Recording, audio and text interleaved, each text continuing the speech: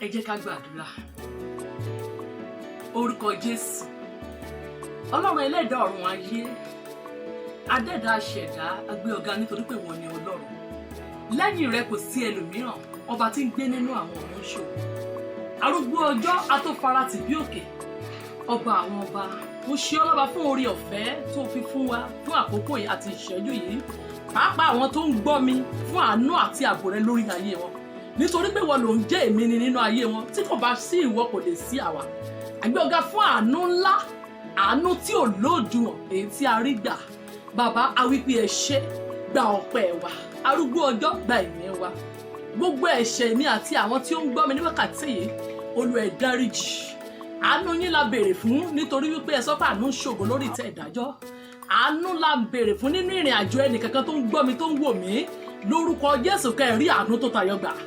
Àánú tí ìran ìdílé bàbá àti ìyá rẹ ò rí gbà rí, lórúkọ Jésù ó yá kó lọ bá a pàdé. Agbára àjíǹde ó yá kó darapọ̀ mọ́ àyànmọ́ wa. Adúpẹ́pẹ́ ti gbé ògo ní fún orúkọ yín. Jésù Kristi Olúwa wa, àmín. Praise the Lord. Mo kí gbogbo wa fún àkókò àti ìṣẹ́jú yìí.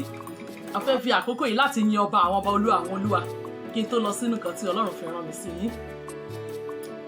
Òṣùbà rere o, òṣùbà rere o bàbá, ọba tá ò rí, mo ní tá à rí iṣẹ́ ọwọ́ rẹ̀.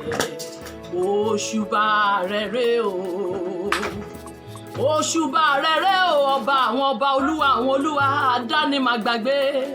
Mo darí gbogbo ògo àti ọlá sí ọ̀dọ̀ rẹ, ọba tí ń jẹ́ mi ní má ṣe bẹ̀rù. Òṣùbà rere o ọba tá ò rí, tá a rí iṣẹ́ ọwọ́ rẹ̀.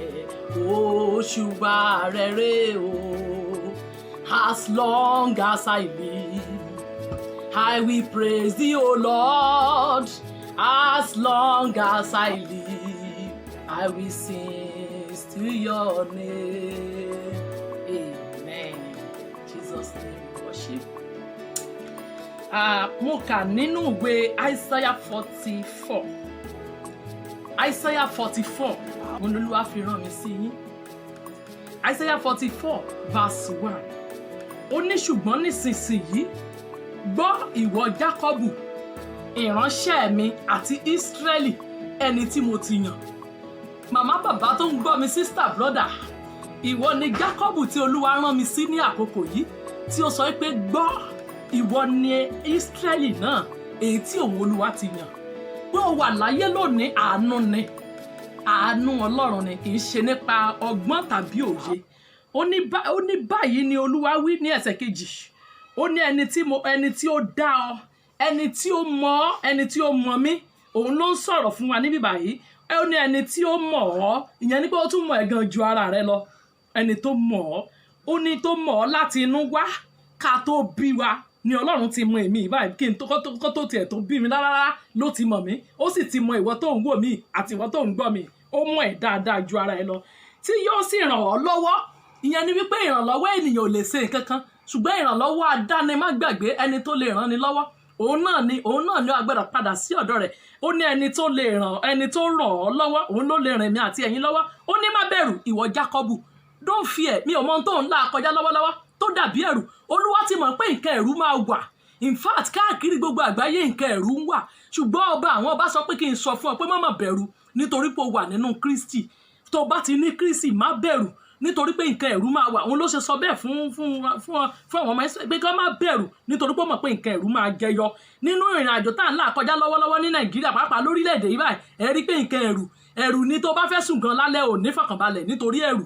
Ṣùgbọ́n ọ̀rọ̀ Olúwa sọ pé má bẹ̀rù ìwọ Jákọ́bù. Ó ní ìránṣẹ́ mi àti ìwọ Jerúsálẹ́mù tí mo ti yàn. Ó ní nítorí èmi ó dá omi lu ẹni tí òǹgbẹ ń gbẹ ọ́, a ó dá omi lù ọ́. Tá a bá dá omi lù yàn tán, òǹgbẹ ò sì ní gbẹrú ẹni bẹ́ẹ̀ mọ́. Mi ò mọ òǹgbẹ, ó ti pẹ́ tó òǹgbẹ rere ti ń gbẹ ìwọ náà. Ó yà gan ni, òǹgbẹ ọmọ rere ti ń gbẹ ọ́. Mi ò mọ tó ṣaláìní tó jẹ́ bí òǹgbẹ nínú ayé rẹ. Oríṣiríṣi ọ̀nà ni òǹgbẹ yẹn pín sí. Mi ò mọ òǹgbẹ tó ń gbẹ ìwọ náà. Òǹgbẹ ìgbésókè ń gbé ọ bí màrí sìndéèlì kàpá. Ìyẹn ni pé ó ti tó àkókò ọba àwọn ọba láti gbé ọ sókè. Òǹgbẹ ẹni tí òǹgbẹ ń gbẹ, ó náà wọ́n dá omi lù ú. gbọ́n ká tó lè da omi lò ó ní ìgbésẹ̀ tó gbọ́dọ̀ gbé ó gbọ́dọ̀ mọ ẹni tá à ń pè ní Kristi yìí láti jẹ́ torí pé òun gangan ní omi ìyè nígbà tó bá dọ̀dọ̀ rẹ̀ ní òǹgbẹ kì yóò gbẹ ọmọ ó ní èmi ò da omi èmi ò domi lu ẹni tí òǹgbẹ ń gbẹ ẹ jẹ́ ká gbàdúrà ní báyìí wàá pe orúkọ Jésù Kristi pẹ̀lú mi pé Olúwa Ọlọ́run Jákọ́bù wàá pe orúkọ Jésù ní ìgbà mẹ́ta ẹ̀mí mímọ́ ní ẹ̀kan tó Ọlọ́run Jákọ́bù òǹgbẹ ohun rere ń gbẹ èmi náà Olúwa dá omi rẹ lù mí nítorí pé òun ní omi ìyè ẹ wá sí orísun omi ìyè tí kì í gbẹ ó yá àdúrà ní orúkọ Jésù ní orúkọ Jésù ní agbára ẹ̀jẹ̀ Jésù Olúwa òǹgbẹ ohun rere ń gbẹ mí òǹgbẹ ìṣerere ń gbẹ mí òǹgbẹ ìgbésókè ń gbẹ mí Olúwa domi lu ayé mi Olúwa domi lu ìdílé mi Olúwa domi lu ọmọ mi Olúwa domi ìyè rẹ lu ọkọ mi. Bí Olúwa ṣe bí Olúwa ènìyàn ṣe bí ènìyàn Jésù ṣe bí Olúwa ṣe bí Olúwa ṣe bí Olúwa ènìyàn ṣe bí ènìyàn Jésù ṣe bí Olúwa ó ṣe bí Ọlọ́run nínú ayé Jósẹ́fù lọ́jọ́sí nígbà tí àwọn ọmọ ìyá àtọmọ bàbá rẹ̀ ṣe bí ènìyàn ìwọ ló ṣe bí Olúwa ó ṣe bí Olúwa nílẹ̀ Íjíbítì lọ́jọ́sí ó mú àwọn ọmọ Ísírẹ́lì jáde létí òkun pupa ó mú wọn kọjá níyàngbẹ ilẹ̀ ṣe bí Olúwa o ènìyàn ṣe bí ènìyàn Jésù ṣe bí Olúwa wọ́n tún porúkọ Jésù ní ìgbà mẹ́ta pẹ̀lú mi ẹ̀mí mímọ́ o Olúwa ṣe bí Ọlọ́run níbi tí ènìyàn ti ń ṣe bí ènìyàn níbi tí ènìyàn ti já mi kulẹ̀ tó ti ń ṣe bí ènìyàn lórí ọ̀rọ̀ ayé mi ìmọ̀ bí tó ti ń ṣe bí ènìyàn ó lè jẹ́ àwọn ẹ̀jẹ̀ rẹ àwọn ogun tó fúnra sí ló ti ń ṣe bí ènìyàn àwọn tó rò pé wọ́n ràn ọ́ lọ́wọ́ wọ́n mà ti ṣe bí ènìyàn bẹ́ẹ̀ ni Bíbélì sọ fún mi wípé ègbé ni fún ẹni tó fi ẹlẹ́ran ara ṣe ìgbẹ́kẹ̀lé ó rí pé Bíbélì tó ẹ̀ pé lọ́pọ̀lọpọ̀ ó ní ìgbẹ́kẹ̀lé ènìyàn asán ni àní a máa já ọ kulẹ̀ ìyá lè já ọmọ kulẹ̀ bàbá lè já ọmọ kulẹ̀ aya já ọkọ kulẹ̀ ọkọ á já aya kulẹ̀ bẹ́ẹ̀ ni àwọn ẹ̀gbọ́n rẹ náà lè dà ọ́ ṣùgbọ́n ẹni tí ò lè dà ọ́ òun náà ni Kristi òun náà ni mo fẹ́ kó di òpó rẹ̀ mú wàá pariwo Olúwa níbi tí mo ti rí ìjákulẹ̀ lọ́wọ́ ènìyàn Ọlọ́run gbé mi dìde kó ṣe bí ènìyàn ó yá àdúrà kó ṣe bí Ọlọ́run ó yá àdúrà ní orúkọ Jésù ní orúkọ Jésù ní agbára ẹ̀jẹ̀ Jésù Olúwa ní ìkóríta tí mo ti ní ìjákulẹ̀ tí ènìyàn ti ṣe bí ènìyàn Olúwa ṣe bí Olúwa Olúwa ṣe bí Olúwa ní ìkóríta tí mo ti gbẹ́kẹ̀lé ènìyàn nítorí tí mo ti sinmi lé ènìyàn ní ìkóríta tí mo ti sinmi lé ìgbẹ́kẹ̀lé ara mi gan Olúwa ṣe bí Olúwa Olúwa ṣe bí Olúwa Ọlọ́run gbọ́ àdúrà Jésù Kristi Olúwa wa a tún kọrin pẹ̀lú mi.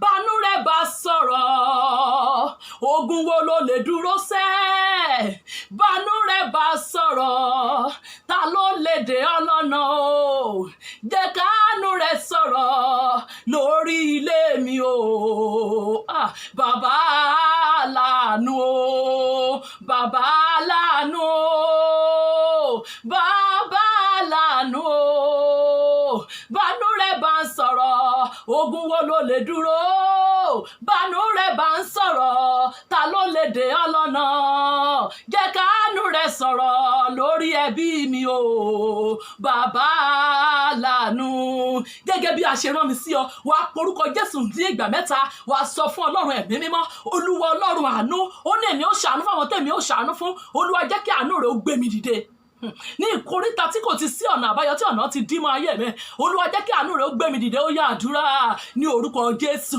ní orúkọ Jésù ní agbára ẹ̀jẹ̀ Jésù Olúwa ní ìkóríta tí mo ti rò pé kò sí ọ̀nà àbáyọ mọ́ Olúwa jẹ́ kí àánú rẹ̀ ó gbé mi dìde jẹ́ kí àánú rẹ̀ ó fọhùn jẹ́ kí àánú rẹ̀ ó la ọ̀nà jẹ́ kí àánú rẹ̀ kó la ọ̀nà jẹ́ kí àánú rẹ̀ kó ṣí ọ̀nà Ọlọ́run ọ̀nà o jẹ́ kí àánú rẹ̀ lónìí jẹ́ kó la ọ̀nà àbáyọ fún mi jẹ́ kí Olúwa wa a ó wá sọ fún Ọlọ́run ìgbésẹ̀ tí wọ́n gan ò lè gbé lórí ìrìn àjò rẹ̀ ìgbésẹ̀ tó lè gbé àwọn ìgbésẹ̀ kan wà tó yẹ wípé ó máa ń kọjá ìgbésẹ̀ tí mi ò lè gbé tí ó yẹ kí tó yẹ kó kàn nínú ìrìn àjò mi Olúwa gbé kánkán Olúwa gbé kánkán Olúwa gbé kánkán ìgbésẹ̀ tí kò ṣeé ṣe fún mi láti gbé Olúwa gbé lórí ọ̀rọ̀ ayé mi láti ní ìtumọ̀ Olúwa gbé Olúwa gbé Olúwa gbé Ọlọ́run gbọ́ àdúrà Jésù Kristi Olúwa wa àmín ẹ jẹ́ kí a gbàdúrà orúkọ Jésù bàbá gbogbo ohun tí àwọn ọmọ rẹ ti gbà ládùúrà lórúkọ Jésù Olúwa fi àṣẹ dáhùn nítorí pé àṣẹ ń bẹ ní ọ̀dọ̀ Olódùmarè Ọlọ́run àṣẹ o adẹ́dàá àṣẹdá ọba tó ní gbogbo kọ́kọ́ kọ́kọ́rọ́ ayé lọ́wọ́ mo pè ọ́ sọ̀kalẹ̀ lórí gbogbo àwọn tó ń gbọ́ mi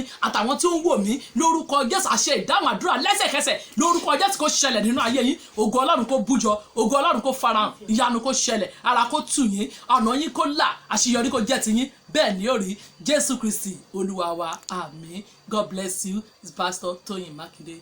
God bless you all.